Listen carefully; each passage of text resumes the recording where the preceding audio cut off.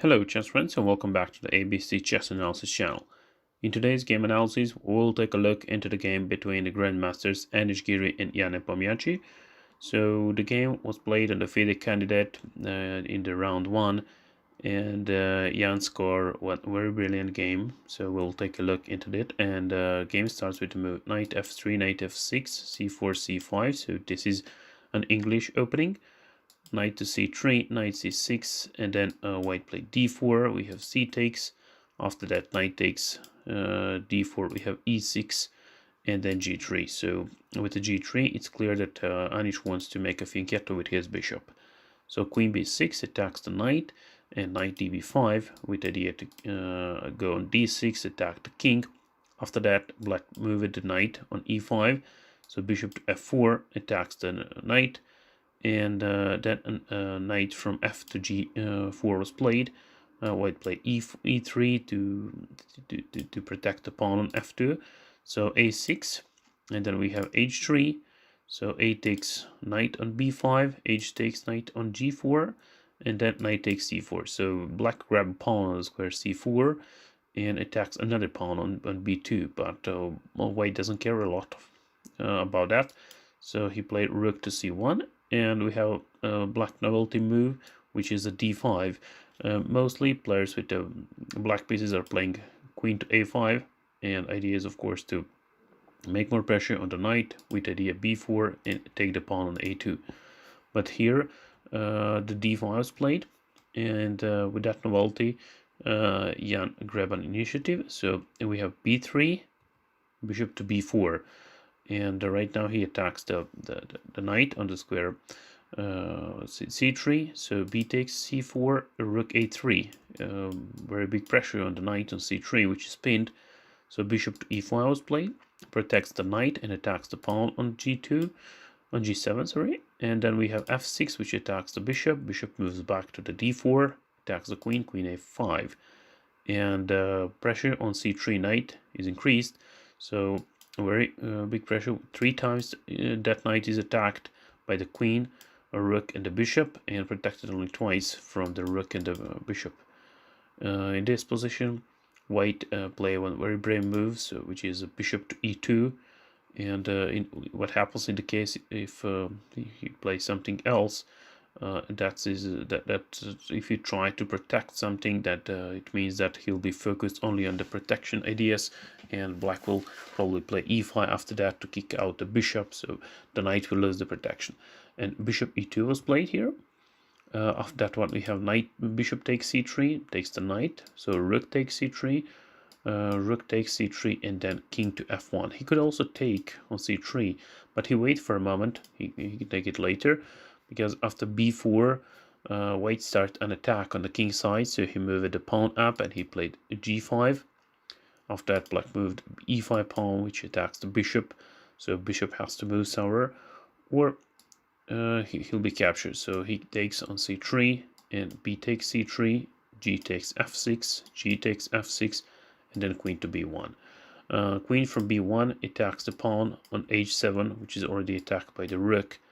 So, well, because of that, black moved the queen back with the idea to protect the pawn on h7. And we have queen to d3, attack 2 of the pawns. And in this position, black played a very sharp move, which is a b5. So it attacks the pawn on c4. And here Anish decided to take the pawn on c3. And after that, b takes c4. Black create a very strong center with his pawns here into the center, so it is time to attack them. And Anish pushed the pawn e4 with the idea to attack the pawn d5 and crush the structure. So d has to take on e4, and then rook to h4. A great idea to involve this rook into the game. So rook h4 with the idea take e4 and then take the pawn on c4. So bishop to e6, and we have rook takes e4, castle. Instead of the castle, black could also try to keep the king into the center with the king f6, because king is always king f7, sorry, because king is always useful into the center. But with this move, he can also open up the rook to get out, like rook c8 to support his pawn, or move it like a8 square to attack the pawn a2. But he played castle, and we have bishop takes c4. After that, king to g7, queen b3 to unpin the queen, and then rook to b8. So here white captured the bishop, sacrificed the queen, because when rook takes and then bishop can take it, but the white play one move in between, which is a rook to g4, and king has to move somewhere. He has three options.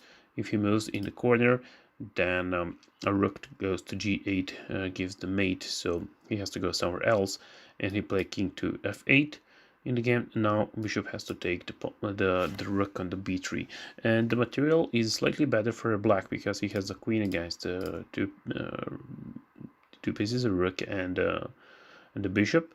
After that, queen gives the check on c1, so king g2, and then queen to c6. In this position, white has to be very careful because the rook is not protected, and he has to worry about if black can give some checks and take the rook. So he will play very careful with his king moving up and down. So here black play h5, attacks the rook, and the rook gives the check on g8. Finally, rook is on a square, which is protected by the bishop. Bishop is protected by the pawn, and all white pieces are protected. After that, king moves to e7, and then we have rook g7 check, and king moves to d6. So black king is in the center, and now white played the move rook to h7, which is a good one because he attacks the pawn on h5, but he could also try to play the second solution, which would be the rook to g6, attacks the pawn on f6, and now black has a problem how to protect it. So if you try to play like queen to f3, then he can go rook g8, and he's very well connected with his pieces, so everything is protected. But in the game, and you play rook to h7, and we have queen to f3 move. After that, rook to h8, and then e4. Idea of the e4 is of course to go on e3 and then attack these two pawns. So rook d8, it's one check, so king moves back to e7, and then he moved, he didn't play that, so he played bishop to d1, and queen is under attack, so queen has to go somewhere, so queen c3 was played, and then here a rook to d5 he did play. After that we have attack on the pawn on h5. He's attacked twice, and probably white wants to take it with the bishop, so he pushed the pawn on h4, and when white takes, g takes, he play f5, because that opened the way for the black pawn to make a progress. And right now it looks like that white is unable to capture the pawn on f5, because if he play like this, then queen can give the check and take the bishop, but that exactly happened in the game. So rook takes f5, and queen e1 gives the check, king moves up g2, queen takes d1, and we have rook to g5. Idea for white is to hold the draw, and to do that he need to be careful about his rook, so rook has to be always protected, and it would be good if he can keep the rook, king, and the pawn close to each other. So black played rook, queen to a1. Of course, the idea is to take the pawn on a2, and rook to g4. So if queen takes the pawn a2, rook can take here on e4, and instead of that one, queen to b1 was played, and we have rook to g3, queen takes a2, rook to h3 with the idea to support pawn, and queen d5. After that, king to f1, we have check on d1, king moves back, queen g4, and then rook to g3 was played to block the check. So queen h5. He could also take the pawn, but he chose another way, so queen to h5, we have rook to a3, and then queen moves to d5. After that, king moves down to the g1, we have king to f6. To win this position, black has to bring the king closer to the white pawn and try to take that.